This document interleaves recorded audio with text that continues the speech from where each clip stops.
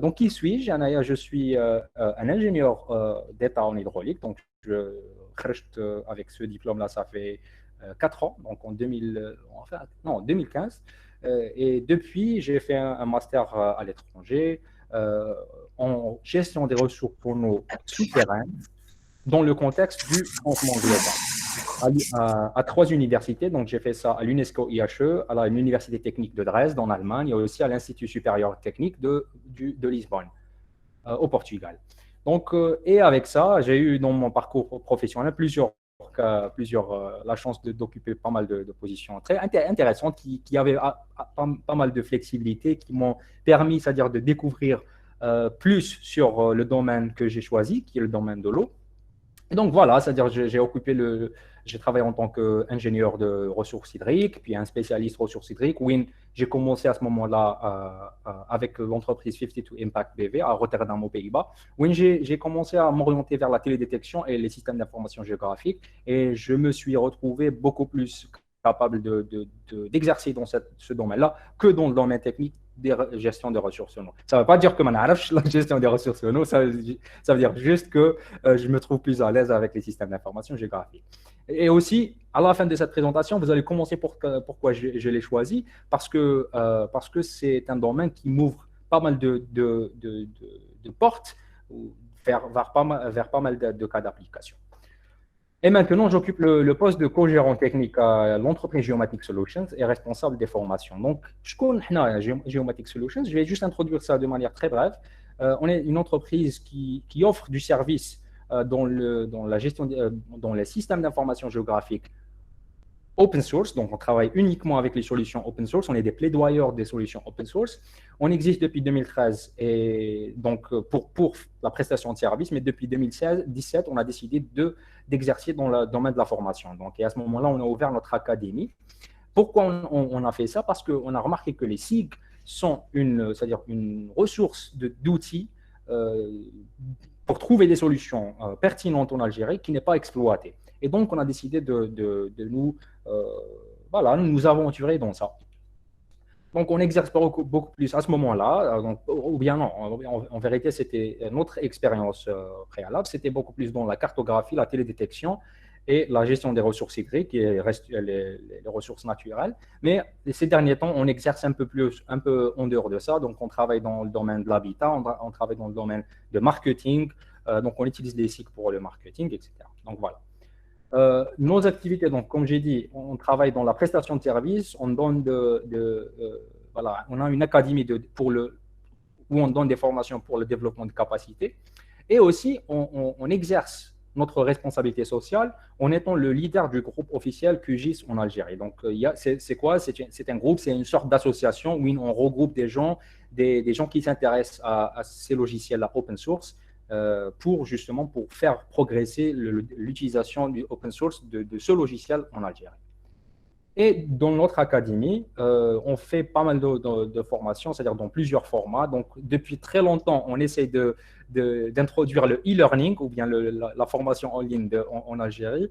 Les gens, il y avait pas mal de résistance, mais récemment, on voit que les gens ils acceptent ce type de formation qui est, sincèrement, j'ai donné récemment un webinaire avec des collègues à moi aux Pays-Bas où on a parlé des avantages du e-learning en Algérie. Et il y en a plein. Donc, si vous voulez savoir plus sur ce sujet, vous pouvez voir par la suite mon blog ou bien mon blog sur Medium. Je vais partager le lien avec vous par la suite. Et avec ça, nous avons fait nous avons maintenant, à l'heure actuelle, 8 formations développées en collaboration avec des partenaires internationaux. Nous avons formé plus de 100 étudiants et cadres en logiciel open source et nous avons donné nos formations à 4 pays, aux Pays-Bas, la France, la Tunisie et l'Algérie. Donc, juste avant de commencer dans le technique maintenant, vous pouvez toujours nous suivre dans nos réseaux sociaux, donc Facebook, LinkedIn, Instagram et Medium, là où j'ai mon propre blog personnel, où j'écris chaque mois, j'essaie d'écrire un article qui discute une certaine problématique sur les cycles, les données, les ressources naturelles, etc. OK, donc, qu'est-ce que c'est qu'un système d'information géographique? Maintenant, on va parler de ce que je viens ici, de la chose dite maintenant. Donc, je vous invite à voir l'exemple que j'aime bien donner au début de chaque présentation lorsque je parle des systèmes d'information géographique. Ah, voilà, ce que vous voyez ici, c'est quoi? C'est une prise d'écran à Google Maps de la ville de San Francisco, l'IJF, l'État de Californie, aux États-Unis. Donc, la ville de San Francisco, c'est l'une des villes les plus grandes et euh, les plus innovantes au monde. D'ailleurs, en 2010, il y a eu le lancement officiel de Uber. Donc, je ne sais pas, est-ce qu'il y a des gens qui connaissent Uber ou qui les en tout cas, pour faire l'équivalent, c'est quoi l'entreprise Uber? C'est l'équivalent de Yassir. Ou bien, ce n'est pas l'équivalent de Yassir. Yassir, c'est genre Uber. Donc, Uber, c'était eux les premiers qui ont élaboré, qui ont développé la technologie des VTC, ou là en anglais, Vehicle Transportation Company. C'est à travers une application, tu peux une voiture, tu تديكم l'endroit où on راكم, تديكم l'endroit اللي راكم حابين تروحوا ليه. D'accord? Donc, Uber Hadouma, c'est l'une des entreprises les plus grandes au monde en termes de revenus et aussi en termes de technologie. Donc, il faut bien garder ça en tête. Donc, c'est l'une des plus grandes entreprises du monde. Donc, cette entreprise, bon, parmi les raisons à l'échelle une très grande entreprise parce qu'il génère énormément de data. Donc, de la manière avec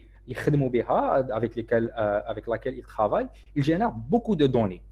Les données comme quoi? C'est-à-dire comme par exemple, lorsque vous allez vous positionner dans un endroit, à Kohinaya, dans la carte, vous voulez avoir par exemple un taxi legit comme, je sais pas, d'un point A vers l'aéroport par exemple. Donc, vous allez utiliser l'application, vous allez choisir le point de ramassage et le point de la destination Tercom. Donc, une fois que vous confirmez le taxi, qu'est-ce qu'il va y avoir? Votre donnée, qui est les coordonnées, donc par exemple, parmi les données récoltées, donc lorsqu'on utilise cette application, il y a les coordonnées, donc vos coordonnées, la position Tercom, X et Y, et par exemple l'heure, donc soit à 8 h du matin, 9 h du matin, du soir, etc. Donc ces données-là, qu'est-ce qui se passe à ces données? Ils vont automatiquement être récoltés et par la suite, ils vont être stockés dans une structure, dans le cloud, c'est-à-dire voilà, dans le cloud. Vous connaissez ce que c'est le cloud.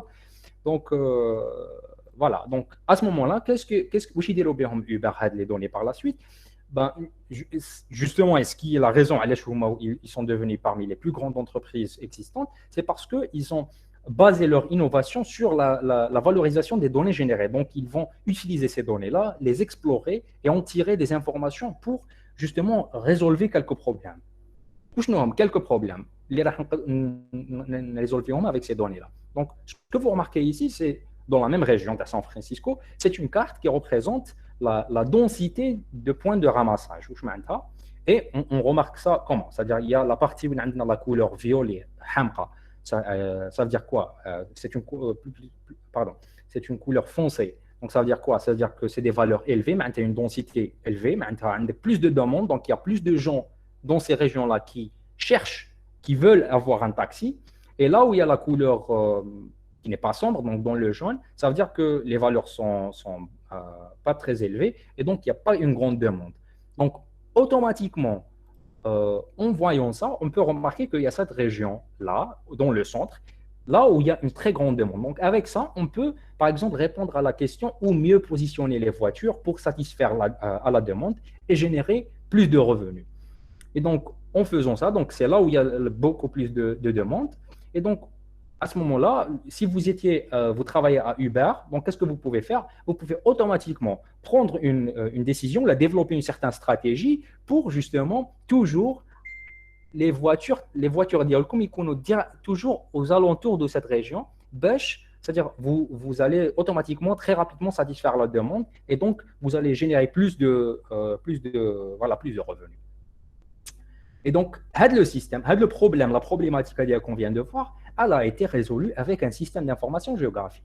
Donc voilà, ça c'était un exemple pour vous introduire à le système d'information géographique, où il y a la structure générique d'un site. Donc, c'est une structure qui n'est pas très c'est-à-dire vous connaissez déjà ça, vous utilisez déjà ça dans vos travaux, puisque vous êtes des scientifiques, vous êtes des techniciens, donc il y a toujours une partie de collecte de données. Bon, mis à part l'hypothèse, c'est-à-dire l'établissement de l'hypothèse, etc., et les théories, etc. Non, non, non. On parle maintenant juste de la procédure technique. C'est-à-dire qu'il y a une partie de la collecte de données, qu'il y a une partie du stockage. Donc, on ramène avec les données, on les stocke, on les traite,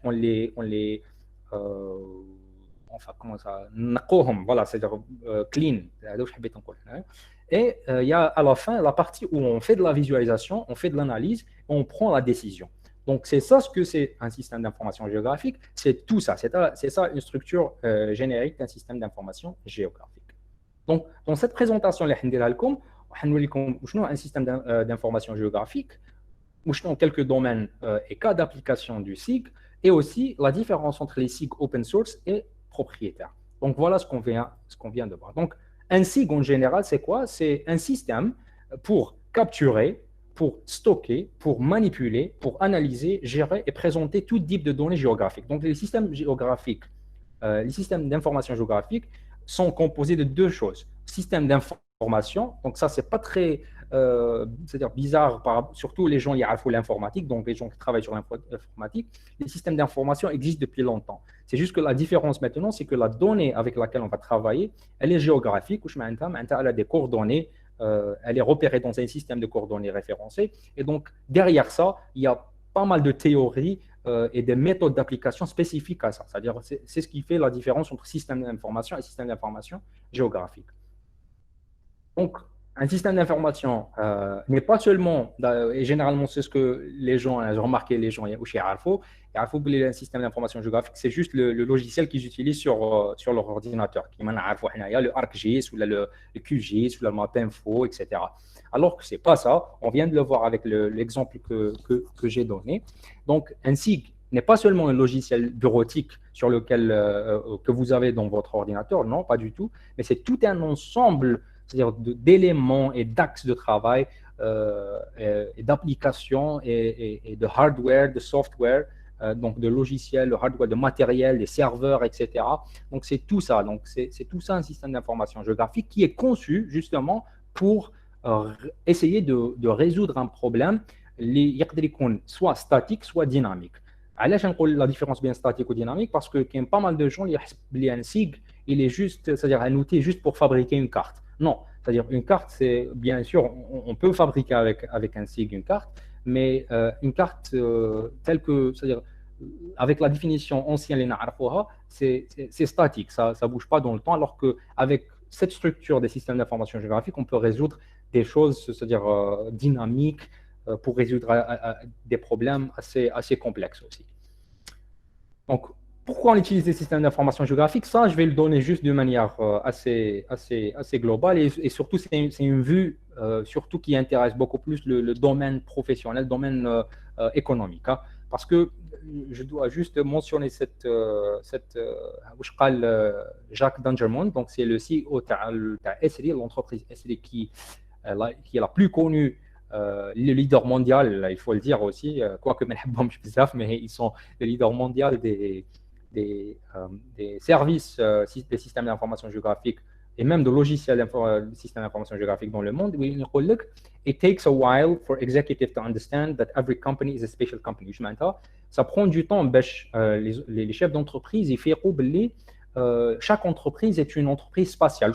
Spatiale, l'entreprise, la majorité, genre, toutes les questions que se pose l'entreprise, c'est une question spatiale. On se pose toujours, par exemple, la question où est-ce que je dois investir, où est-ce que j'ai plus de revenus, où est-ce que j'ai moins de conflits, par exemple.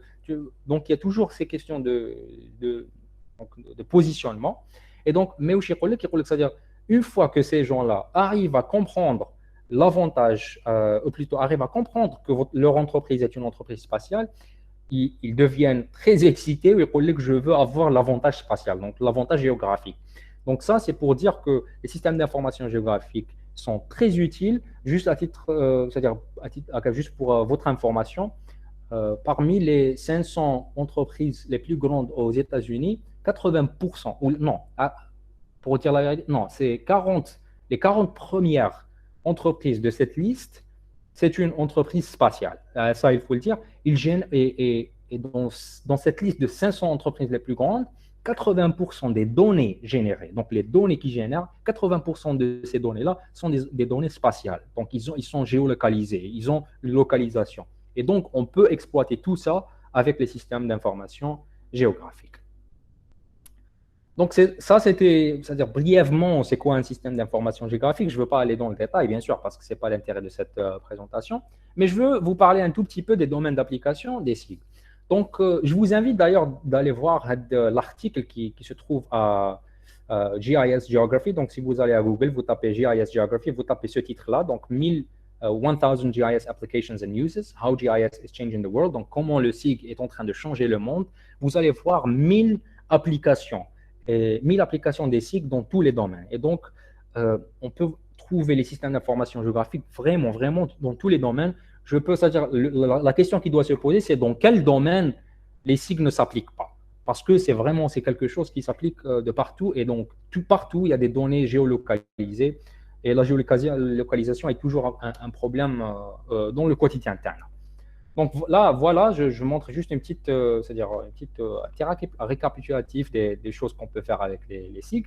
Donc, on peut faire la gestion des logistiques, par exemple, la modélisation de transportation. On peut faire, bien sûr, les mesures spatiales, l'analyse des réseaux, donc la gestion des terres, voilà, la gestion ou bien l'analyse des bassins versants, par exemple, dans le domaine d'hydrologie.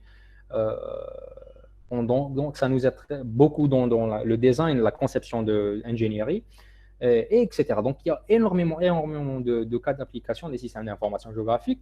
Et dans cette partie-là, je vais vous introduire à 5. Donc, la première de ces cas d'application, c'est la gestion des ressources naturelles. On trouve, par exemple, dans la gestion des ressources naturelles, que les SIG sont très utilisés dans l'agriculture, et notamment dans l'agriculture de précision, qui est une technique d'essayer de minimiser au maximum la surexploitation des ressources en maintenant un rendement maximal. Donc, c'est une manière d'optimiser l'agriculture, parce qu'à l'agriculture, de la manière dans l'heure actuelle, elle est très, très mauvaise pour l'environnement. Et donc, que ce soit en termes de surexploitation de ressources ou bien de surutilisation d'engrais.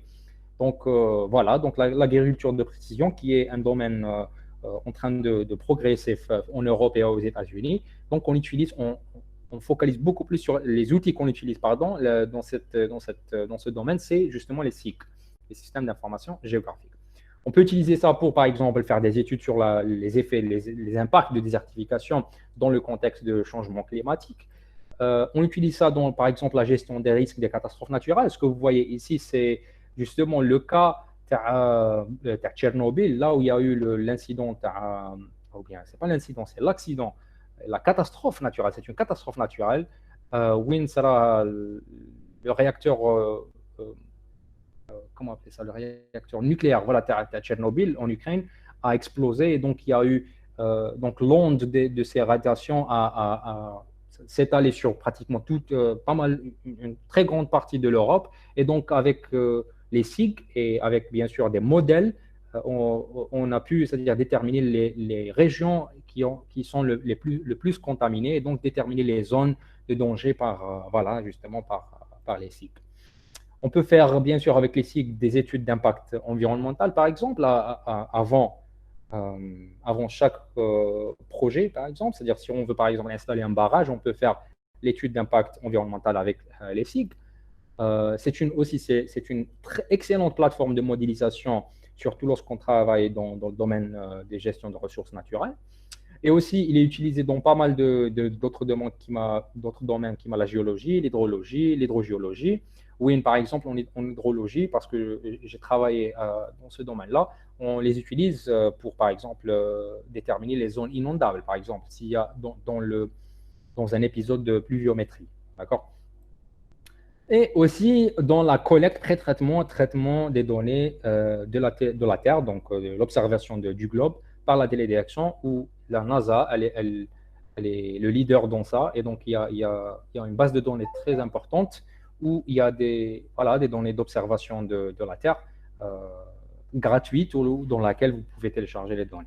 Donc voilà, ça, c'est quelques cas d'application des voilà, des cycles dans la gestion des ressources naturelles. Vers l'urbanisme, donc, j'ai choisi ces cas d'application-là parce que quand je préparais pour ça, je me suis intéressé, OK, où sont les départements dans lesquels on travaille à l'université de Constantine III. Donc, à la Vallée, il y a pas mal. Parmi vous, l'imagine, je serai de l'université de Constantine III. Mais bon, c'est pour ça que c'est juste pour vous donner, c'est-à-dire une idée pourquoi j'ai choisi ces cas d'application. Donc, on peut utiliser les cycles justement pour étudier le développement du modèle urbain, donc tester plusieurs scénarios de développement, par exemple, là où il y a plus de, par exemple, où il va y avoir plus de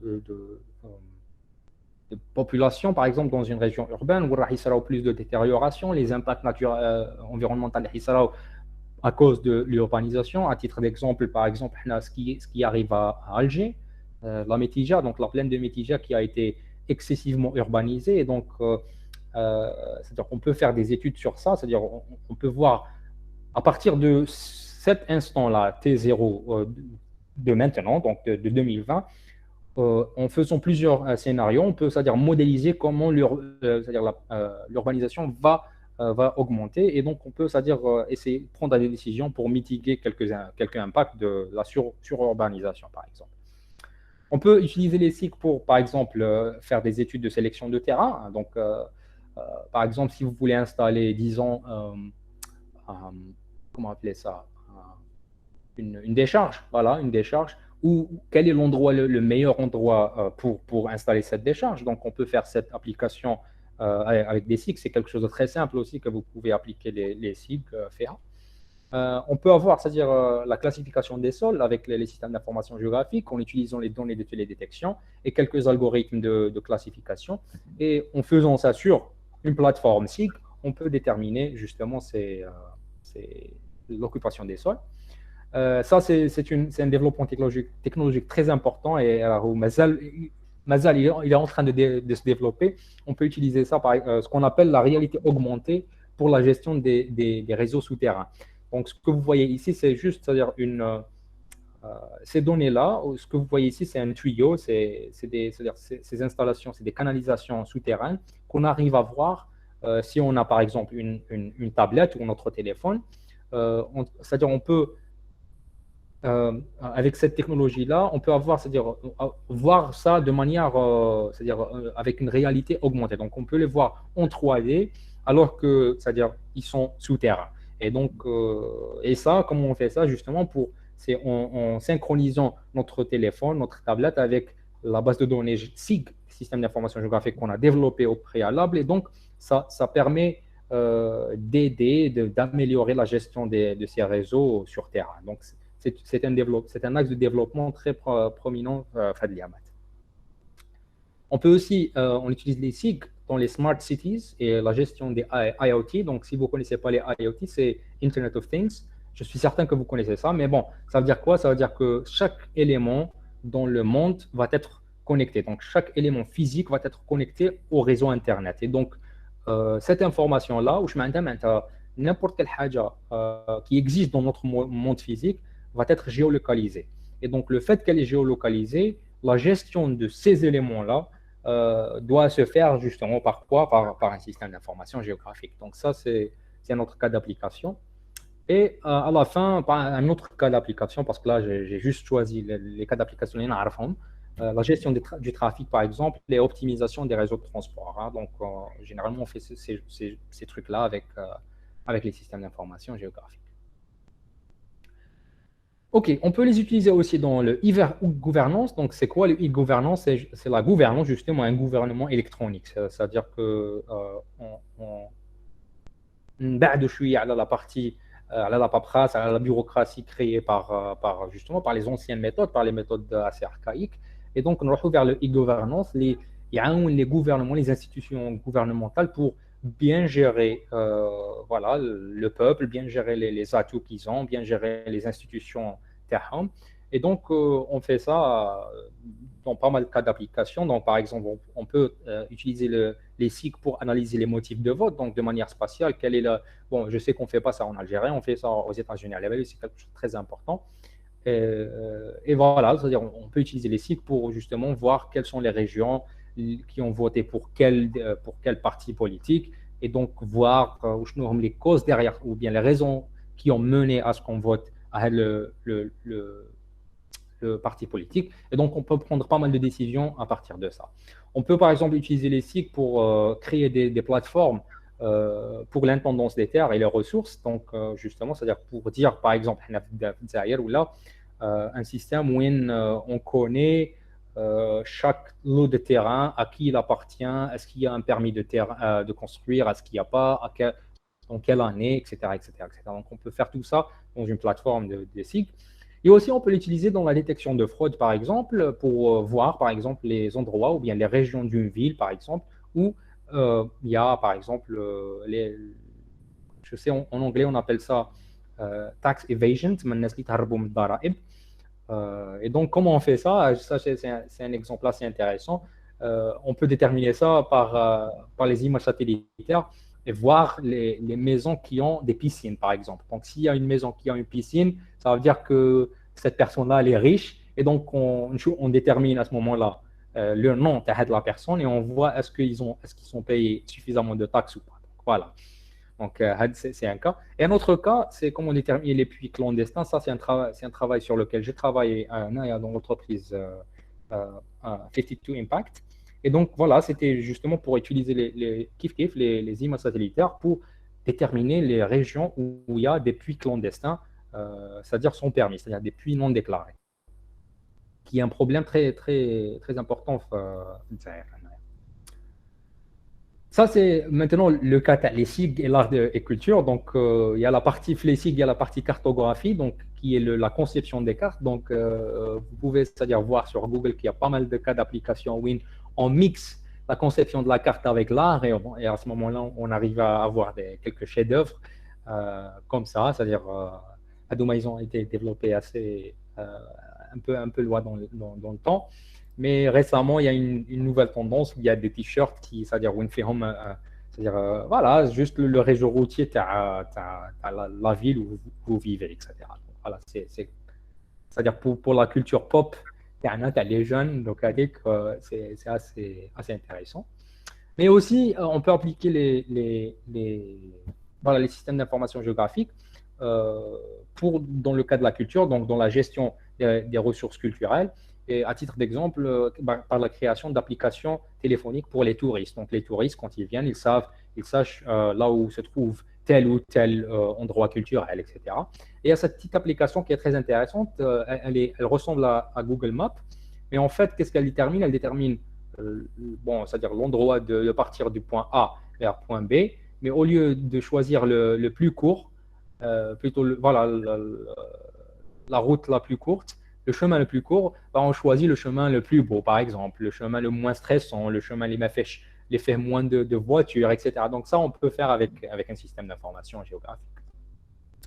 Maintenant, dans le cas de médecine et de la santé publique, nous trouvons la géomédecine, dans laquelle on fait le suivi de l'environnement des patients pour déterminer les causes. Donc, par exemple, si un certain, on fait, et ça, voilà, avant d'aller dans le détail de ça, et je dois mentionner le cas de John Snow, qui est le père de la spécialité en médecine de l'épidémiologie. Et il est pratiquement le premier qui a utilisé les systèmes d'information géographique pour résoudre un problème. Donc, dans le temps, qu'est-ce qui s'est passé à Londres? Il y avait voilà, des cas de choléra, donc une éruption des cas de la maladie de choléra à Londres. Et donc, lui, en prenant ces mesures de manière spatiale, en les géolocalisant, il a pu, c'est-à-dire déterminer le rayon d'impact autour de chaque puits, bien sûr. Et à ce moment-là, il a déterminé à la fin que c'était le puits qui était la cause du problème de choléra. Et si je ne me trompe pas, c'était grâce à lui où le choléra il est transmissible par l'eau, donc par un moyen de l'eau et pas par l'air. Hein. Donc, voilà. Et donc voilà, c'est un cas très intéressant d'utilisation des cycles dans la géomédecine. On utilise ça dans la télémédecine, par exemple, là, dans les endroits où on n'arrive pas à se rendre. Donc, on a des applications en ligne ou là, sur téléphone, où on peut, c'est-à-dire se connecter à une personne qui se trouve, par exemple, je sais pas, à Tamnaraset ou quelque chose comme ça. Donc, parce que généralement, c'est des régions un tout petit peu marginalisées. Et donc, voilà, c'est-à-dire on peut faire ça par des solutions aussi. Et récemment, puisqu'on a la période de Covid-19, justement, le Covid-19 a montré euh, que les systèmes d'information géographique sont très utiles et très importants dans la gestion c'est-à-dire de la santé publique. Et justement, là, ce que vous voyez ici, c'est une carte qui a été développée par le NHS, donc National Health Society, I guess. En tout cas, c'était par l'Angleterre, donc la Grande-Bretagne, où les points verts représentent les pharmacies. Et donc, ils ont vu, c'est-à-dire, ils ont fait une petite étude d'accessibilité aux pharmacies. C'est-à-dire, là, ça permettra de bien planifier les régions où il y a une plus grande demande de médicaments, par exemple, par rapport à d'autres. Est-ce que cette région-là peut satisfaire les besoins voilà, des personnes, etc. Donc, c'est très utile. On utilise des systèmes d'information dans la gestion des soins de santé publique depuis longtemps et c'est quelque chose de très important. D'ailleurs, en Algérie, je pense qu'il y avait une plateforme où vous pouvez, c'est-à-dire vous rendre et voir le développement, les cas de Covid en Algérie. Je sais qu'il n'est pas très détaillé parce qu'il n'y a pas beaucoup de données disponibles ou bien les données ne sont pas communiquées, ils ne sont pas open, ils ne sont pas publics. Mais c'est-à-dire ça vous montre un cas d'application des cycles dans la gestion de santé publique. Ok, donc je vais passer à la dernière étape. La dernière étape à dire, les deux familles des SIG open source et les SIG propriétaires. Et donc, je vais faire maintenant, c'est de vous introduire aux deux concepts. Donc, le concept open source et le concept propriétaire. On va aller un peu tout doucement, mais je vais comme c'est le concept open source et le concept propriétaire ne s'applique pas uniquement sur les SIG, mais il s'applique à toutes sortes de software, donc de logiciels. Dans n'importe quel domaine, il y a toujours une famille propriétaire et une famille open source, et on va voir quelles sont les différences entre ces deux familles de logiciels, plus spécifiquement dans les systèmes d'information géographique, et voilà, et voir les avantages et les inconvénients de chacun. Donc, on va tout d'abord le concept propriétaire. Et j'aime bien commencer ce concept, d'introduire ce concept avec un exemple. Alors, imaginez-vous que, imaginez-vous, à la base, il y a des gens qui تاكلوا الحلاوي, تحبوا تاكلوا la pâtisserie, ولا تحبوا تاكلوا حاجة حلوة, mis à part les peut-être عندهم diabète ولا, لكن la majorité des gens يحبوا ياكلوا حاجة حلوة. Donc, imaginez-vous, راكم حابين تاكلوا حاجة حلوة, راكم حابين تاكلوا la pâtisserie, هكذا. Donc, bien sûr, donc, si vous êtes chanceux et vous connaissez comment faire de la pâtisserie, vous pouvez la faire à la maison. Mais généralement, les gens, soit ils n'ont pas le temps. Donc, s'ils n'ont pas le temps ou ils ne veulent pas, qu'est-ce qu'ils font? Ils vont à la boulangerie, donc une boulangerie du quartier, ils achètent la pâtisserie. D'accord?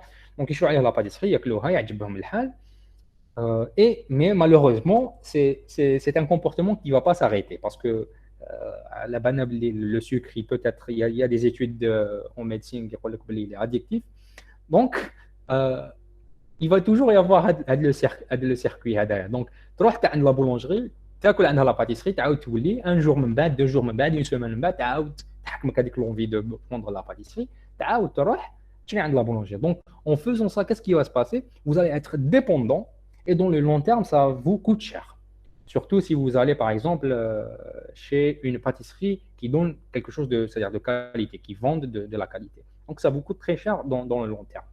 Donc, si on fait la parallèle maintenant, donc, au lieu de vouloir manger de la pâtisserie, vous avez un problème technique, d'accord? Donc, vous êtes un utilisateur maintenant.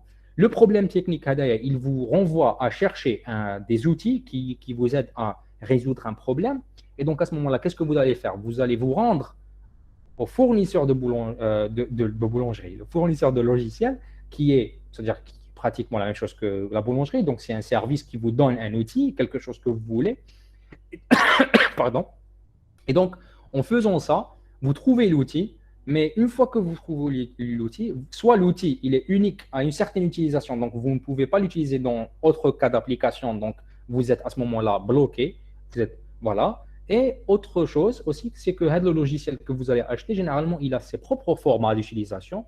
Et donc, s'il a ses propres formats, à ce moment-là, ça veut dire que c'est-à-dire vous ne pouvez pas travailler avec d'autres formats de données, par exemple, ou bien travailler avec un collègue qui a un autre logiciel. Et donc, vous allez être dépendant sur ce logiciel. Et il ne faut pas oublier que c'est-à-dire dans le cas idéal, ou dans le cas, c'est-à-dire légal, les logiciels que vous allez avoir, ils sont payants. Donc, vous devriez payer une licence pour pouvoir utiliser le logiciel. Parce qu'en Algérie, il y a pas mal de craquage de licences. Ce n'est pas légal. Je sais que ça se fait. Et pas mal d'entre nous d'Aroha. Mais, c'est-à-dire techniquement parlant, normalement, on peut pas le faire. Et même si on le fait, généralement, les versions craquées, généralement, n'ont pas, c'est-à-dire vous n'avez pas accès à tous les outils qui viennent avec ce logiciel. Donc, en faisant ça aussi, vous allez être dépendant et ça vous coûte cher.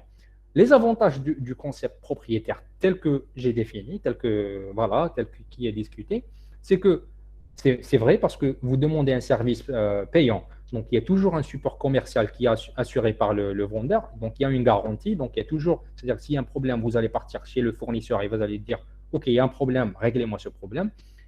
Ça dépend. Des fois, c'est gratuit. Des fois, vous devriez payer plus pour que on vous règle ça.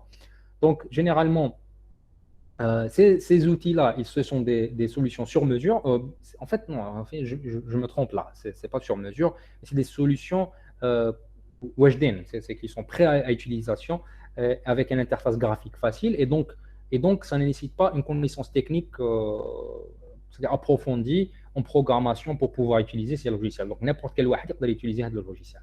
Par contre, les désavantages, le concept propriétaire, ça veut dire qu'est-ce que vous allez avoir? Vous allez avoir un verrouillage de fournisseurs, c'est-à-dire une fois que vous commencez à travailler avec le logiciel, comme j'ai dit, généralement, les formats de données que vous utilisez sont spécifiques à le logiciel. Et donc, il y a un verrouillage, donc vous ne pouvez pas passer vers un autre logiciel, donc vous êtes verrouillé. Et il y a le problème de la boîte noire. Donc, s'il y a un outil à l'intérieur où là, vous ne savez pas comment est-ce qu'il est conçu. Et donc, voilà, c'est-à-dire si vous voulez modifier quelque chose ou ajouter quelque chose, ajouter un paramètre, ce n'est pas possible. Donc, il est très rigide. Et aussi, comme j'ai dit, c'est des formats généralement protégés.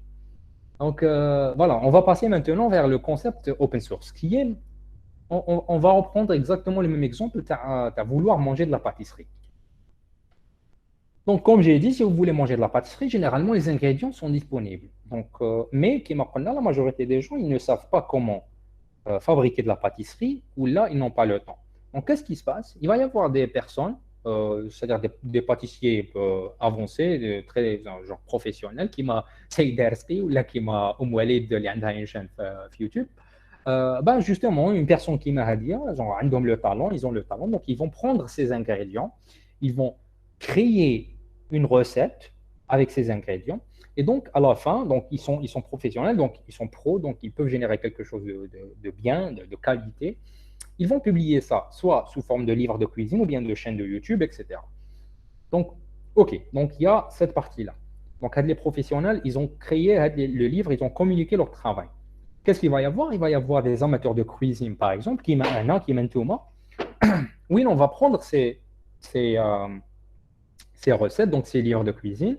Et on va aussi prendre avec les vidéos sur YouTube. Et en étant, c'est-à-dire des amateurs en cuisine, on peut ajouter un élément, un ingrédient, ou bien changer une certaine mesure d'un ingrédient. Donc, on peut modifier pas mal de choses. Et en faisant ça plusieurs fois, les amateurs de cuisine, on peut devenir des développeurs professionnels. Et donc, en faisant ce cycle-là plusieurs fois, qu'est-ce qui va se passer?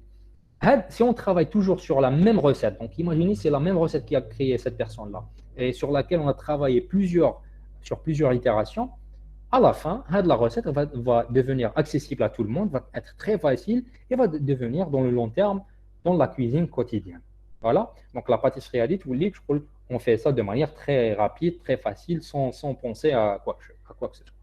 Donc, si on fait maintenant la parallèle avec les logiciels, les ingrédients, c'est quoi? Ce sont des pièces de code qui existent un peu dans Internet. Donc, c'est des pièces de code, c'est des librairies de Python ou là de R ou là de quoi que ce soit. Donc, qui existent. Généralement, ils sont très difficiles à utiliser seuls. Donc, Donc, qu'est-ce qui se passe? Il va y avoir des développeurs professionnels, donc c'est des développeurs qui ont le temps ou bien qui veulent faire du bien dans la communauté, dans la société. Qu'est-ce qu'ils vont prendre? Ils vont prendre ces pièces de code, ils vont les assembler et créer un logiciel.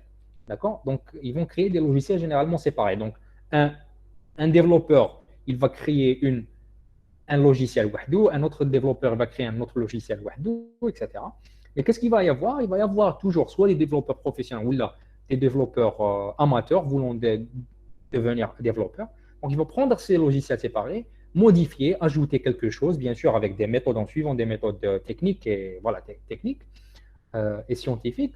Donc, en faisant ça, donc, sur plusieurs itérations, le logiciel, il va s'améliorer. Donc, sur plusieurs itérations, avec le logiciel qui a été difficile à utiliser, qui n'était pas très complet, il arrive à sa période de maturité et il devient par la suite euh, disponible à l'utilisateur, c'est-à-dire l'utilisateur avec une qualité. Donc le logiciel devient un logiciel de qualité, il atteint sa maturité et à ce moment-là, il peut rivaliser les logiciels propriétaires. Donc, les avantages d'un tel logiciel, c'est quoi? C'est que, premièrement, il y a généralement aucune restriction par rapport aux licences. Donc, vous ne payez rien, vous ne craquez rien. Le logiciel est développé par la communauté, pour la communauté. D'accord? Qu'est-ce qu'il y a aussi? Pardon pour ce point-là. Qu'est-ce qu'il y a aussi? Ces logiciels généralement sont interopérables, c'est-à-dire qu'on peut les utiliser dans n'importe quel système d'exploitation. On peut l'utiliser dans Linux, Windows, OS, alors que généralement les solutions propriétaires, c'est assez rare de trouver, ou à moins que je me trompe, c'est assez rare de trouver un logiciel autant interopérable qu'un logiciel open source. Généralement, ces logiciels open source sont développés en suivant des standards ouverts et internationaux, et donc ce qui permet l'examination par les pairs et donc une amélioration de la qualité de ce que ce logiciel peut faire. Et aussi, ça veut dire que ce logiciel est flexible, donc on peut modifier quelque chose, on peut enlever, puisqu'on a accès aux sources, on a accès, c'est-à-dire à la manière comment est-ce qu'il a été développé. Il n'y a plus le problème de la boîte noire, donc on peut voir ça. Mais aussi, il y a des désavantages, c'est que généralement, ces logiciels, à moins que le logiciel il a atteint sa période de maturité, euh, il nécessite un peu plus de connaissances techniques par rapport aux autres logiciels propriétaires. Et donc, il peut paraître difficile à utiliser s'il n'atteint pas sa maturité. Donc, pourquoi on utilise le open source? Ça, c'est juste euh, parce que au début de la pandémie et le confinement, ArcGIS, bon, qui est le fournisseur de logiciels SIG c'est-à-dire le leader dans le marché, ils ont ouvert leur logiciel gratuitement pour les étudiants, jusqu'à le 31 août. Et voilà, le QGIS a toujours été gratuit et il le sera toujours jusqu'à 31 décembre 2099 ou plus. Hein. Mais justement, c'est-à-dire pourquoi le logiciel le open source? Et ça, je parle ça, c'est-à-dire même pour que vous arriviez à penser à ça dans le contexte algérien aussi. Euh, L'utilisation d'un logiciel open source permet une communication crédible. Et voilà, c'est-à-dire que pourquoi? Parce que c'est-à-dire le développement de l'outil a été examiné par les pairs, il a été développé ensemble par une communauté qui veut faire du bien voilà, dans son axe de travail. Il y a bien sûr plus de soutien et de financement, et ça, je peux vous garantir, c'est que le domaine de la recherche, je l'ai vu, de ma propre expérience, c'est qu'il y a plus, si par exemple, il y a un projet de recherche dans lequel vous travaillez, ou bien c'est-à-dire, voilà, un projet de recherche, on a un proposal, une proposition, euh, il serait bien de mettre quelque chose de open source à l'intérieur. Soit j'utilise le logiciel open source à l'intérieur, ou bien mon travail, ce que je vais construire, je vais le mettre en open source. Ce que je vais faire, il va être à la disponibilité des autres personnes pour les utiliser et faire plus et développer sur ce que je fais.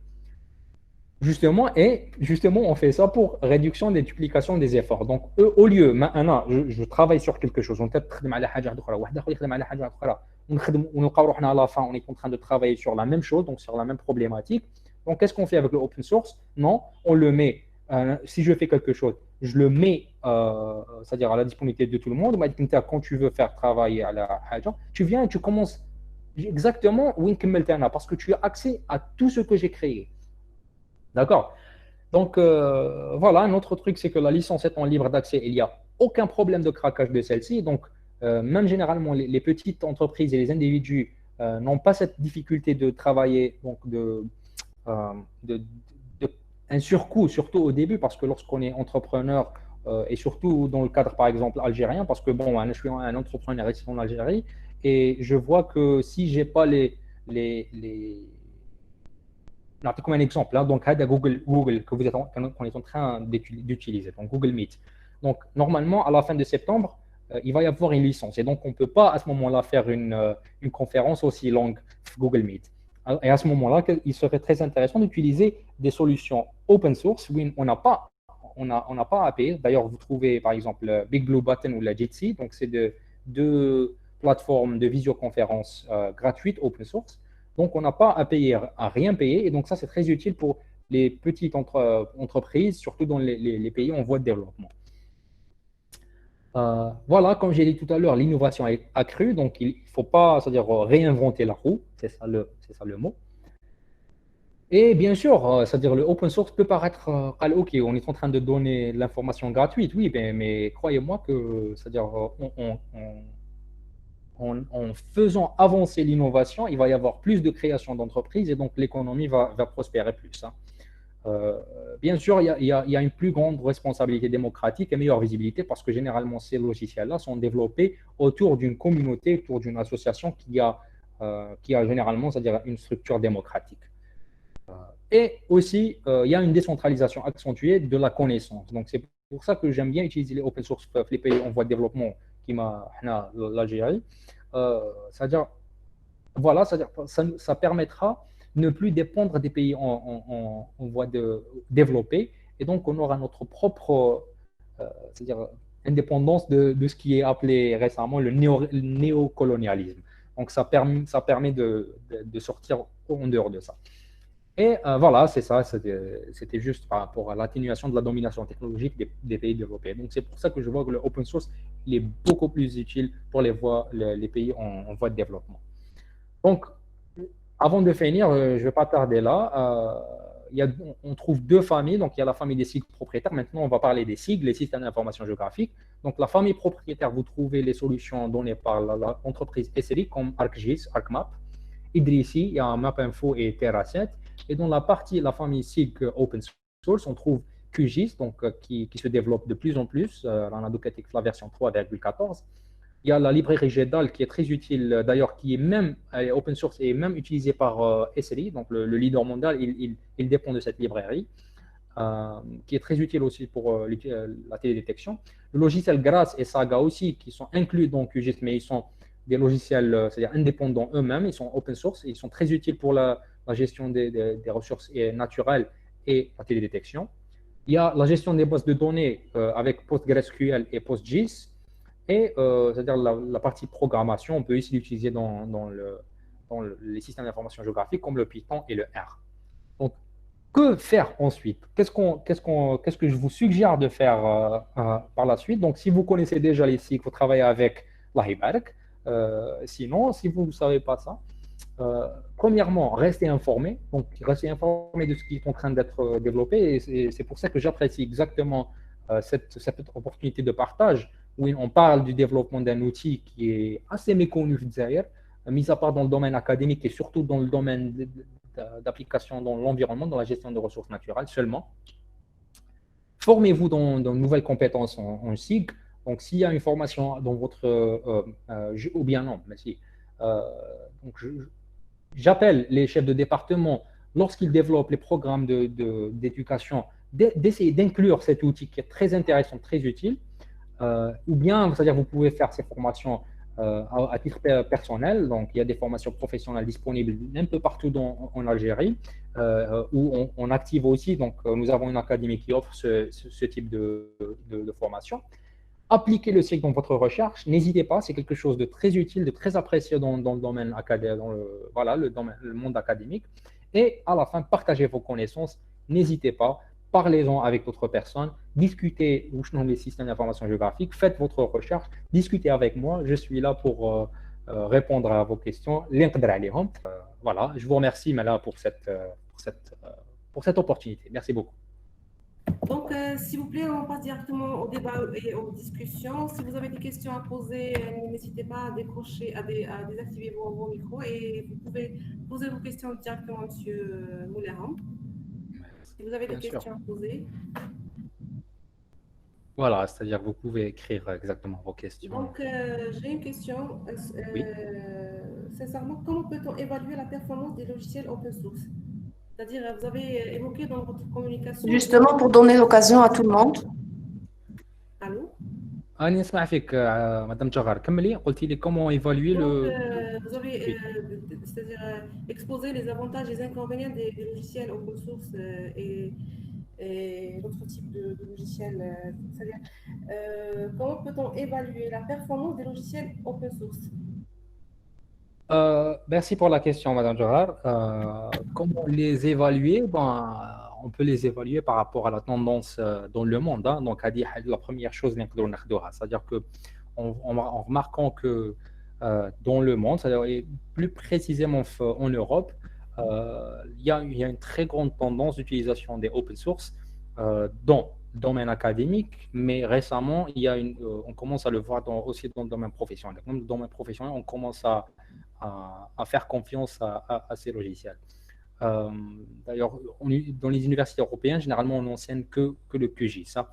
Pour des raisons que peut-être c'est un peu plus facile à apprendre aussi, mais aussi parce qu'il est très performant. Parce que justement, j'aime pas trop. C'est-à-dire, il y a pas mal de gens qui disent oh, open source c'est gratuit.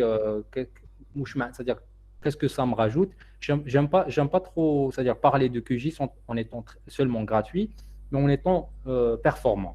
Je peux vous dire d'une petite expérience qu'on a fait.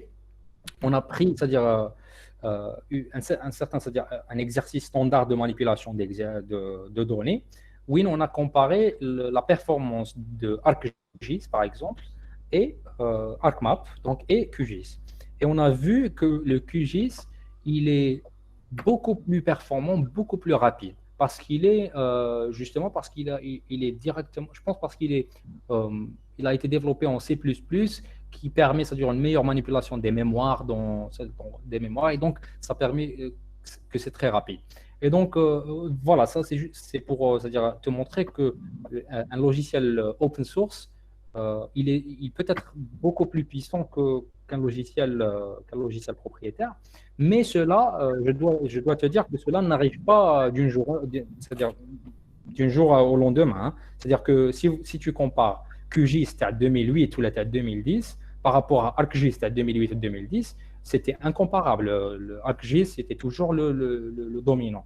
Mais les logiciels open source à demain, ils passent par une période de développement, et une fois qu'ils arrivent à la période de maturité, vraiment, c'est-à-dire ils arrivent à un point où ils sont assez comparables par rapport aux autres. À titre d'exemple, le Linux Ducati qui est utilisé dans les plus grandes entreprises tech le monde, qui est open source. Donc, ils dépendent sur ça. Et donc, voilà, c'est-à-dire pour te dire qu'il a ses avantages. Il n'est pas parfait, comme le propriétaire n'est pas parfait. Donc, il y a des avantages et des inconvénients dans les deux. Donc, voilà, c'est ça, normalement, ma réponse. Merci pour votre réponse. Est-ce que vous avez des questions, s'il vous plaît? السلام عليكم. Est-ce que نقدر نسأل؟ Oui, تفضل. وائل شطيبي. Présentez-vous, monsieur. أنا؟ Présentez-vous. Ok, monsieur Hamdouche Mourad, étudiant 3e année JTU. مرحبا بك monsieur حمدوش. Oui, تفضل. الله يبارك فيك، ميرسي. شكرا مسيو ملهم على المحاضرة القيمة. اسمح لي نكسبريمي بالعربية.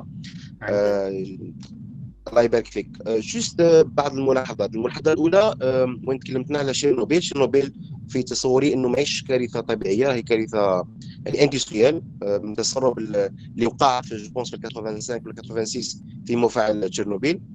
الملاحظة النقطة الثانية بالنسبة احنا اوطون كو دي زيتيديون ولا اللي راح سيرتو في الوسط الجامعي، الاشكال اللي راهو موجود الان انه لي ستودون تاعنا ما يعرفوش يوتيليزيو البايثون باش يقدروا ديفلوبيو لي كونيسونس تاعهم بالدومين تاع الجي اس. نقراو حاجه بالفمون بصفه عامه، ما كانش حاجه بريسيز. لازم ليتيديون على الاقل يعرف شويه لونغاج البايثون ولا يعرف كالكو لونغاج باش يقدر يكسبريمي ولا يقدر يعاود يدير دي سيكسيون دي موديول على حسب لو بوزوان تاعو. واحد. دوزيام دو شوز فيما يتعلق بال كالكو سوا بروبريتير ولا بالنسبه ولا الاوبن سورس، كل واحد عنده لي زافونتاج تاعو لي زونكونفينيون تاعو. بور لي شيرشور ما يقدرش واحد يبوبلي بيبر بكيو جيس، لازم يبوبلي ولا يدير البيبر تاعو ولا يدير المقال تاعو ترافيغ يسري ترافيغ لوجيسيال اللي راهو كوني ومعروف. نو سي ما كاين بروبليم. نو نعم. ما تسمح لي برك نكمل برك ومن بعد اذا سمحت لي. معليش باسكو معليش فازي اوكي. والحاجه اخرى ثاني ذكرت الجي اس بصفه عامه. بار كونت دوكا في الدومين وين كاين في العالم الجي اس راه عاد موديول في الجيو سيرفر. الجيو سيرفر هما نعم عاود ولا جي موديول اس. الجي اس lui-même جي اس سي دوك ما عندناش نتكلموا غير على الجي اس، نتكلموا على الجيو سيرفر، يعني ان سيستم دافورماسيون جيوغرافيك فيه الريزو، ودوك كلشي راهو مبني عليه. وسيرت في الدومين تاع ديفلوبمون سيرت اللي يكون كونيسور في اللونغاج راح يمشي مليح. نعطيك مثال، شي با كان تعرف الجي اوركسترا، هاد لابليكاسيون اللي راهي ولات حاجه يعني فريمون توب اللي يوتيليزيوها في فرنسا ولا في بريطانيا بور جيري الغوفرنونس اللي كتذكرتها نتايا. هذا واش عندي من المقاطع. شكرا صحيت. يعطيك الصحه مسيو حمدوش. معليش جوست اون بروشين فوا كي واحد يبوزي لا كيسيون اسيي دو سوا بوزي لي كيسيون بلا قلبك. شكون يبارطاجي l'écran حبسوا. C'est moi monsieur Moulin, c'est un problème de connexion, donc on essaiera d'aller doucement. معليش voilà, essayez de répondre ou bien de poser vos questions, c'est-à-dire étape par étape. Je m'نتبحرش انا surtout parce qu'il y a eu un problème de connexion et donc j'ai des difficultés à me rappeler exactement des questions. Mais معليش je vais essayer de reproduire شويه واش قلت نتايا. Bon, la partie تاع Tchernobyl هذيك je pense que c'était juste un commentaire, m'a posé une question. Mais le deuxième, وين هضرت على les publications qui يصراو c'est mieux de les faire ESRI que QGIS. Là, je dois te corriger, mon frère, mon ami, parce que c'est pas vrai. En fait, c'est pas vrai que les éditeurs m'aient accepté ou le papier تاعك juste parce que bon, ils accepté le papier تاعك parce que استعملت ESRI. À un certain moment, oui, c'était le cas. C'était le cas dans les années début les années de la fin de 2000 2008, 2010, 2011, oui, peut-être que c'était le cas, parce que le QGIS n'était pas connu, on ne lui faisait pas aussi autant confiance. Mais le moment actuel, au contraire, le moment actuel, on préfère d'utiliser le QGIS parce qu'il est ouvert, il est examiné par les pairs, il a été validé à travers des standards internationaux, et aussi, il est او داخل اكزاكتومون في نفس العقليه تاع لي بوبليكاسيون دي زارتيكل اللي هي الاوبن اكسس. دونك انت الا كنت بوبليي دوكا تعرف الاوبن اكسس سي براتيكمون الميم كو الاوبن سورس، سي جيست كو واحد سي في اللوجيسيال والاوبن اكسس سي في لا كومونيكاسيون des informations. Donc l'information elle est libre d'accès. Kima QGIS. Donc on encourage les gens à ce qu'on utilise des solutions open source et open access. Donc et il y a une autre problématique. Généralement, lorsqu'on utilise les logiciels propriétaires, on demande, je ne sais pas ce que tu as fait à l'intérieur, mais je sais qu'il y a un certain pourcentage de risque où on peut demander la licence TAC. Et donc, s'il y a une licence, c'est-à-dire tu peux être en problème. Donc, on peut te refuser justement le papier TAC parce qu'il n'y a pas la licence, tu as le logiciel. Et donc, le open source va t'éviter ce problème-là. Et je réitère encore une fois, le open source n'a pas été, peut-être on ne lui a pas fait confiance à un certain moment, mais récemment, je peux garantir ça, que les universités en Europe, et même maintenant les universités en États-Unis, se penchent à l'utilisation de QGIS au lieu de ArcGIS. Donc, Adia, c'est la réponse à la première question. La deuxième question, Donc, j'aimerais bien intervenir dans ce sens, c'est-à-dire au niveau de notre université, nous avons des formations que nous avons développées avec des experts, enseignants, chercheurs, c'est-à-dire dans le domaine. Et chaque formation, elle est adaptée, c'est-à-dire chaque contenu, il est adapté à la formation. C'est-à-dire les formations ont un sujet, elles sont là pratiquement dans toutes les spécialités qui traitent de la géographie, l'aménagement, l'urbanisme, l'architecture, c'est-à-dire sur ce point-là, il n'y a pas de problème. Donc, vous avez évoqué tout à l'heure, il faut que les universités introduisent ces modules-là. Là, j'insiste que nous sommes sur cette action depuis des années et c'est vrai. Chaque formation, chaque contenu de matière, chaque contenu de formation, il est adapté à la spécialité qui lui convient. Voilà. Très très bien, c'est une Il y a une autre question de Vanessa Adra. Donc, elle a mentionné dans le chat comment utiliser les SIG dans les domaines des sciences de l'information et de la communication, s'il vous plaît. Dans le domaine des sciences de l'information et de la communication. Oui. Bon, c'est-à-dire information comme ça, il y a plein de cas d'application thématique, il y a plein de... c'est-à-dire, le SIG est un outil à savoir lorsqu'on travaille dans l'information, le domaine de l'information et de la communication. Donc, c'est un outil à connaître, d'ailleurs, justement pour faire pas mal d'applications, les traitements. Donc, j'essaie juste de penser à quelque chose qui est relié directement à la communication. Parce que dans le domaine de télécom, bon, on a beaucoup d'exemples avec des gens à gérer télécom.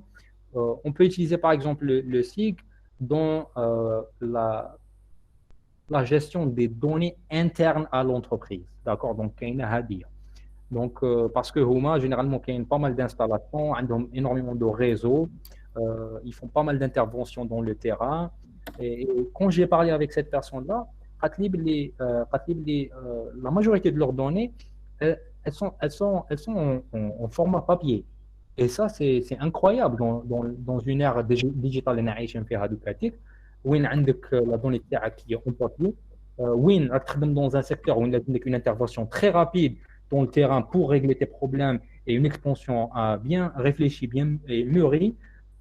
لازم يكون عندك la donnée تاعك en digital, donc on peut transformer ça. Donc une fois qu'on transforme la donnée qui existe en format digital, le SIG, c'est toute la structure justement de transformation, de digitalisation, de gestion, de traitement, les méthodes de stockage, etc. Voilà, donc ça c'est un SIG. Donc en travaillant sur ça, c'est un SIG. On peut aussi par exemple dans le télécom, le جماعة تاع جيزي ou جماعة تاع أوليدو على بالي بلي ils font enfin non, ils ne font pas ça en Algérie, mais je sais qu'on fait ça, justement, c'est-à-dire pour déterminer les points optimums pour localiser les poteaux, les antennes, voilà. Donc on peut utiliser le SIG, des méthodes SIG, donc voilà, c'est-à-dire pour déterminer les meilleures localisations, où on a moins de pertes le signal TAC, etc. Donc ça c'est un autre cas d'application. Ok, est-ce que vous avez d'autres questions s'il vous plaît? Donc il y a une autre question de Abdou Ben Khalifa. Merci. Le QGIS est plus performant que l'ArcGIS parce qu'il est développé par C++. À votre avis, ArcGIS a été développé par quel langage? Sincèrement, je ne sais pas. C'est une information parce que je suis pas dans le développement, donc je me connais pas dans le développement des logiciels. Mais je crois que j'ai entendu ça aussi dans une autre conférence où il a été développé par le C++. Le ArcGIS, je ne sais pas par quoi il est développé, peut-être par C++, mais je n'arriverai pas à répondre à cette question pour dire la vérité. Ok. Est-ce que vous avez d'autres questions, s'il vous plaît, l'assistance? Oui, il y a une autre question, Aïda, de Lies Taïeb. Donc, il vous dit bonjour. Est-ce que vous avez répondu à sa question? Non, il pourra carrément voir sur le site. C'est pas qu'un des... Voilà, exactement. Il suffit juste de voir sur le site. Voilà, d'accord, parfait. Oui. Parfait. حبيت s'il y a pas le temps qu'on a d'autres questions, ce qu'a mentionné Mourad Hamdouche tout à l'heure, il a mentionné quelque chose, le fait que les SIG, ce n'est plus les SIG maintenant, c'est du géoserveur. Non, encore une fois, c'est pas vrai. Les géoserveurs, c'est une partie des SIG, c'est une partie des systèmes d'information géographique. Donc, dans les systèmes des systèmes d'information géographique, il y a une partie où avec le serveur terrain qui doit, c'est-à-dire parce que le système d'information géographique, c'est tout un ensemble de hardware, de serveurs, de logiciels, de méthodes, de personnel, etc. Donc, c'est bien plus grand qu'un géoserveur. Hein. Donc, un géoserveur, il fait partie des systèmes d'information géographique, c'est pas le contraire. Donc, c'est une petite correction par rapport à ce que vous avez dit. Et le Python, bien sûr, bon, le Python, c'est une compétence à connaître le monde actuel. Hein, donc, il faut le. Il y a pas mal de cours en ligne gratuits. Hein, une dernière question de Vanessa Adraz. Okay. J'ai commenté, donc, pour les SIG, ça se résume dans le stockage.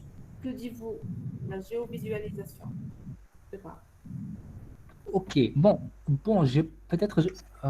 oui, bon, le stockage c'est une partie, hein, parce que il y a une partie de traitement, il y a une partie d'analyse, voilà, il y a la partie aussi à la fin de la visualisation. La collecte, le stockage des informations, traitement, analyse et. Donc, votre travail ne vaut absolument rien si vous n'arrivez pas à le communiquer avec une autre personne. Et comment est-ce qu'on le communique? On le communique généralement à partir des cartes, soit statiques, soit numériques, soit digitales, soit dans le web. D'ailleurs, il y a une spécialité dans les SIG qui s'appelle WebGIS, donc qui est spécialement pour les SIG. Et donc, c'est vraiment, c'est-à-dire la géolocalisation, c'est un domaine qu'on fait.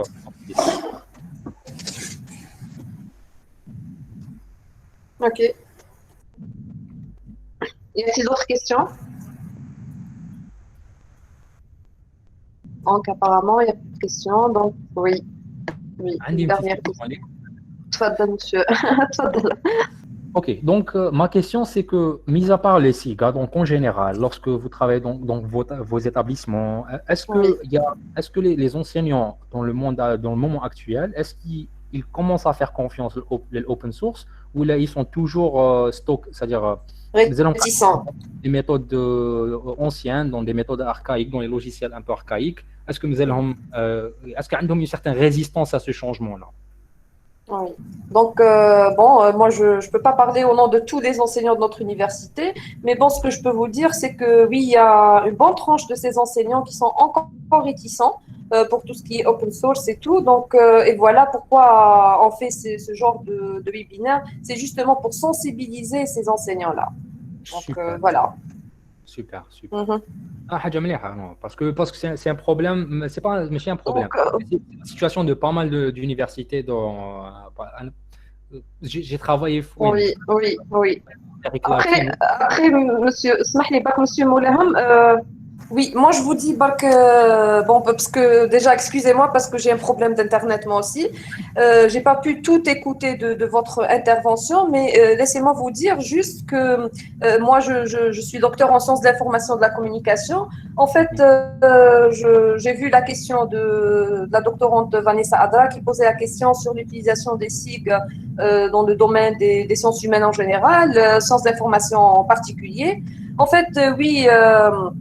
J'ai envie de dire que les enseignants des sciences humaines, la résistance à tout ce qui est logiciel, mais on travaille peut-être d'une manière un petit peu classique et tout. Donc, c'est l'occasion, déjà, moi, c'est la première fois, oui, mais c'est la première fois qu'on essaie d'approfondir un petit peu nos connaissances le SIG. Donc, je crois que c'est très intéressant pour nous. Et pourquoi pas avoir un deuxième webinaire pour expliquer plus profondément l'utilité des SIG dans les sciences humaines en général. Voilà. Oui, bien sûr, sans problème. Mais en fait, le cas de l'utilisation des SIG, les sciences humaines, c'est pas grave l'Algérie. Généralement, c'est le cas même d'autres universités. Parce que bon, généralement, les méthodes utilisées, bon, je pense que on a une impression qu'ils sont pas techniques, mais il y a pas mal de cas d'application de méthodes techniques assez approfondies, des méthodes statistiques, voilà, c'est-à-dire où on peut faire appel à des logiciels assez puissants qui les SIG à demain. Et donc, ça pourrait être... Et bien sûr, pourquoi pas dans le futur, on peut faire un petit webinaire plus approfondi. Voilà, là. Là, j'aimerais bien... Oui, exactement. Ahmed Moulaham. C'est-à-dire à l'université, les enseignants, beaucoup d'enseignants maîtrisent et utilisent les deux types de logiciels, là, que ce soit open source ou bien propriétaire. C'est-à-dire, c'est-à-dire les deux choix sont présents et il n'y a pas de réticence. Euh, c'est-à-dire chaque enseignant, c'est-à-dire il y a la passerelle entre les deux types de logiciels qui est là. Oui, oui, non, non, j'en doute pas, mais c'est juste que, c'est-à-dire, Oui, le seul problème que j'imagine, c'est que, bon, bon, balak le SIG, les licences sont pas très chères, mais je sais que exactement, oui. logiciel, je sais que les licences, ils sont très très chers. Et donc, même si l'université... Qu'on travaille avec tout ce qui est craqué. Voilà, exactement. Donc, soit on travaille avec ce qui est craqué, ou même si l'université, elle a la volonté d'acheter ces licences-là, ils sont très chers pour pouvoir les procurer. Et donc, c'est pour ça que peut-être le passage vers l'open source est une décision beaucoup plus stratégique. Hein. C'est pas juste parce que on veut garder un équilibre entre les deux. Non, elle peut être une décision stratégique, c'est-à-dire pour ne plus avoir de choses qui vous ralentissent dans le développement de ce que vous faites. Hein. Donc, c'est ça la mentalité de l'open source dans l'actualité. Oui, oui, exactement. Donc, voyons s'il y a d'autres questions. Il y a Madame Safa Benaïssa qui veut poser une question. Oui. Oui. Madame اولا حبيت نشكر بزاف الاستاذ بولهم على المداخله تاعو اللي كانت قيمه بزاف ويعطيه الصحه. معكم الاستاذه نعيسه صفا جامعه قسنطينه 3 كليه العلوم السياسيه. بالك انا نبان شويه كما الاستاذه تاع الاعلام والاتصال شويه خارجين على الدومين تاع الارجيس. بصح هو فينالمون نحتاجوه كما قال الاستاذ هو نلقاوه في لي دومين كامل. حنايا في السيونس بوليتيك جينيرالمون في الجزائر كامل ما نستخدموش هاد التكنيك ولا كيما انايا باغ اكزومبل في الاطروحه تاعي تاع الدكتوراه نخدم على التهديدات الامنيه اللي في المحيط الجزائري. مي كل مره نحب ندير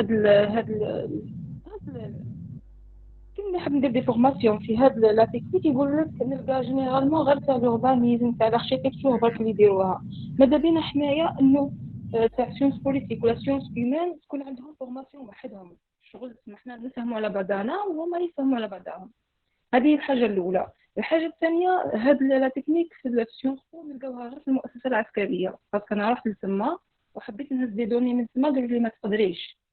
و باغ كونطخ في باغ اكزومبل كي نحب نهز من الانترنت نلقى باغ اكزومبل هكا دي ماب واجدين وانا نحب ندير انا اللي نديرها عندي دي دوني نحب نحطهم في هذيك الخريطه. كيفاش ندير باه نبدا؟ والحاجه الثانيه كي نحب نشري لا ليسونس بدا يتبعوا لي لا ليسونس واساسا نقدر نشري انا الليسونس وقداش تقعد. D'accord. Donc, je comprends bien sûr. Merci pour l'intervention, Alia. Voilà, vous avez exposé le même problème. Enfin, c'est un peu un problème, c'est la situation. C'est juste, c'est parce que les méthodes techniques, ils sont pas très utiles pour les domaines de la science, les sciences humaines. Mais bon, c'est-à-dire, vous comprenez que c'est très utile et vous voulez appliquer ça. Donc, pour essayer de répondre un tout petit peu à la question TAC, c'est que pour commencer, il y a les données, c'est-à-dire que ce soit vous les téléchargez ou là, vous les avez, vous le développez, vous les créez, un terrain, ça, par exemple, vous faites des interventions sur terrain, vous les géolocalisez et tout. Donc, la géolocalisation maintenant, elle se fait de manière très automatique à travers votre téléphone, smartphone. Hein, donc, vous avez la géolocalisation à faire directement. Donc, qu'est-ce qu'il faut faire? Justement, il suffit juste de connaître les bases du logiciel. Hein. Donc, une fois que vous connaissez les bases du logiciel, vous pouvez par la suite, justement, c'est-à-dire intégrer vos données à condition que les données soient géoréférencées. Je m'attends qu'on a une coordonnée ou là une adresse. Donc, parce que par une adresse, l'adresse, nous pouvons dire les coordonnées et vice-versa. Donc, une fois que il y a une certaine volonté aussi de ta part, soit des formations ou Donc, il y a pas mal de formations en ligne gratuites اللي تقدر تعلميهم. Par la suite, حبيت بعثي لي un email ولا نوري لك هذو لي سيت وين تقدري تروحي تعلمي وحدك. Normal, sans problème. YouTube, c'est votre ami, il doit être votre ami.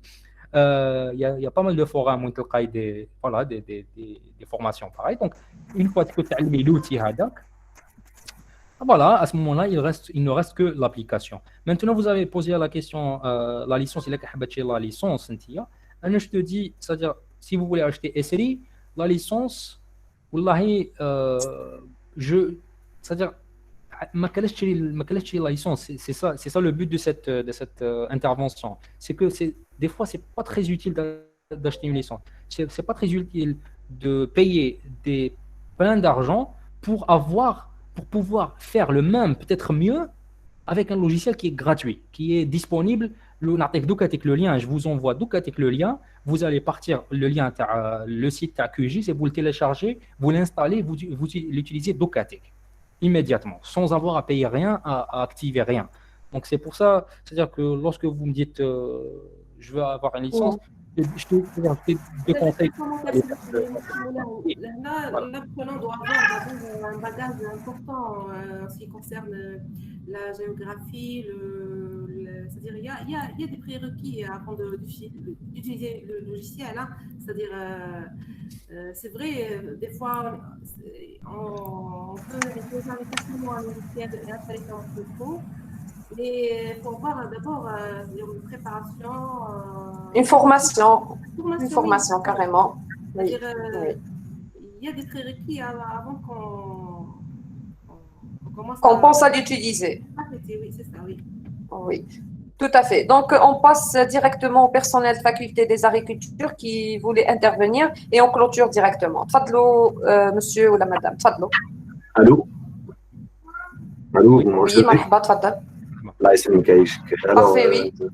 Alors, bon, je travaille à l'administration, je suis chef de service du personnel de la faculté des agricultures, c'est M. Chourobi. Je vous remercie pour ce web séminaire, c'est ça.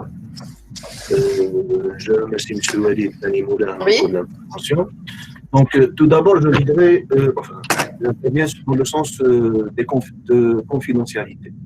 Confidentialité des données. Qui est un logiciel open source, donc les données d'autres personnes, c'est ça. Donc, et parfois, donc, ça pose le problème de confidentialité. Quand géolocalise, par exemple, une expérience que j'étais délégué avec une multinationale, où quand je géolocalise justement mes clients.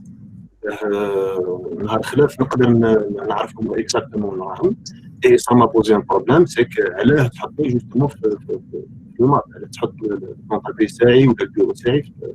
Donc, c'est la confidentialité des données. Et donc, là, nous sommes quelque part en conflit avec le secteur privé, en conflit avec les clients. Qui nous par contre fait le secteur public, donc il y a d'autres données, par exemple les ressources humaines, les données personnelles, les établissements qui est l'université. Je ne peux pas divulguer les informations sur le personnel, je peux pas des données qui sont confidentielles. Déjà, je suis tenu par la loi, je ne peux pas divulguer ces informations. En revanche, on travaille avec des logiciels, par exemple des logiciels de statistiques, ça nous aide des calculs annuels. Voilà, donc c'est dans ce sens que j'interviens. Donc, principalement, ma question, c'est par rapport à la confidentialité des données. Est-ce qu'un logiciel open source en péril la confidentialité? Voilà, merci. Merci pour l'intervention. اسمح لي نسيت le nom تاعك. Chalabi. Merci beaucoup pour cette intervention. En fait, vous avez parlé d'un aspect assez intéressant, mais vous l'avez mal posé. Pourquoi? Parce que peut-être il y a quelques inconsistances par rapport à c'est-à-dire vos définitions, c'est-à-dire de ce qui est open source et open access. Le open source ne met pas en péril vos données, hein. Donc ce n'est pas du open access. Le open source, c'est un logiciel à utiliser. Vous avez le choix de soit publier ou de ne pas publier. D'accord? Donc, vous avez le choix de communiquer votre logiciel ou de le garder, il compte propriétaire, garder votre propriété intellectuelle. Donc, vous avez ça. Donc voilà, donc c'est ça la différence entre les deux, c'est que open source, là on est en train de parler du logiciel. Open access, on parle des données. Donc lorsque maintenant vous travaillez avec les données TAC, bien sûr, vous êtes tenu par la réglementation dans laquelle vous travaillez, vous êtes tenu par l'identité de ce que vous faites avec vos clients, etc. Donc, vous pouvez communiquer, si c'est dans la pensée stratégique de ce que vous êtes en train de faire et vous voyez qu'il y a une utilité de communiquer vos données, vous le dites, c'est votre choix. S'il n'y a pas cela, rien ne vous empêche. Rien, c'est-à-dire ne vous oblige. Maintenant, je reviens sur le logiciel, juste pour vous dire quelque chose. En fait, c'est pour corriger cette manière de voir les choses. L'exemple de Zoom. Ce qui s'est passé. Donc, si vous êtes, ce qui s'est passé durant la pandémie. Donc, Zoom a vu c'est-à-dire un boom, c'est-à-dire dans ses clients. Parce que les gens, quand nous gardons en confinement d'Ar, et ils ont commencé à utiliser les solutions Hadouma, les solutions en visioconférence. Et bien, justement, il y avait pas mal de problèmes de sécurité. Les solutions propriétaires, Zoom a souffert de ça. Parce qu'il n'a pas bien, c'est-à-dire bien gérer la partie sécurité d'information, confidentialité. Alors que des solutions open source équivalentes à Zoom, les Jitsi, d'ailleurs que moi j'aime bien utiliser Jitsi, elle est excellente dans la protection, des données et la confidentialité des utilisateurs. Donc, la solution open source, elle est meilleure en termes de confidentialité parce qu'il n'y a pas cette monopolie internationale qui veut, qui veut voir tout le monde et qui veut percer la confidentialité de chaque utilisateur. Non, c'est un groupement de personnes, d'associations de personnes qui sont responsables, socialement responsables, qui veulent, c'est-à-dire que chacun ait sa propre confidentialité, etc. Donc, l'open source, il est meilleur dans ce sens-là. Donc, d'ailleurs, juste à titre exemple, là, je connais utiliser Jitsi, c'est une visioconférence open source. Donc, c'est une plateforme visioconférence open source. C'est justement Edward Snowden. Donc, si vous connaissez ce qui s'est passé aux États-Unis, Edward Snowden, c'est celui qui a les États-Unis, à la CIA, اللي كانوا يعني يتنصتوا على الناس. Et donc justement, il l'utilise parce qu'il fait confiance à une solution open source. Parce qu'il a la balou, ils ne vont pas trouver sa position, parce que la Russie, ils ne vont pas trouver son appartement parce que sa position elle est protégée par une solution open source. Voilà. Il y a une question de Merci. Il insiste sur la question. Oui. Une dernière intervention, s'il vous plaît. Une dernière intervention de تفضل monsieur. تفضل monsieur طيب. تفضل monsieur طيب. Ah, merci beaucoup, madame.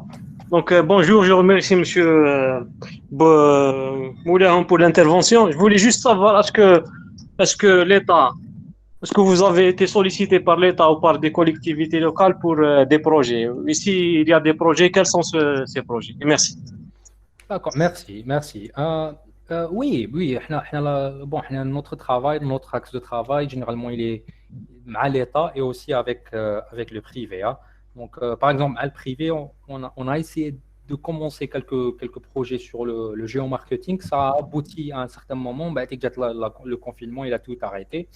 Mais avec l'État, on travaille avec l'État depuis 2013. Hein. Donc, on a travaillé sur la gestion des bases de données, les forêts, hein. Donc la gestion des forêts, des parcs et des forêts de toute l'Algérie. Maintenant, on est en train de travailler sur un projet, enfin, principalement, nous allons commencer, Inch'Allah, la fin de l'année, la gestion de l'habitat. Donc, nous allons développer la plateforme de la gestion justement de l'habitat dans l'Algérie entière. Donc, il y a des choses qui sont en train de passer.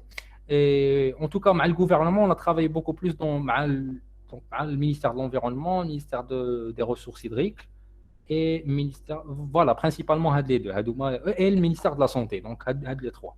Voilà, donc principalement, c'est ça, on a travaillé avec les gens.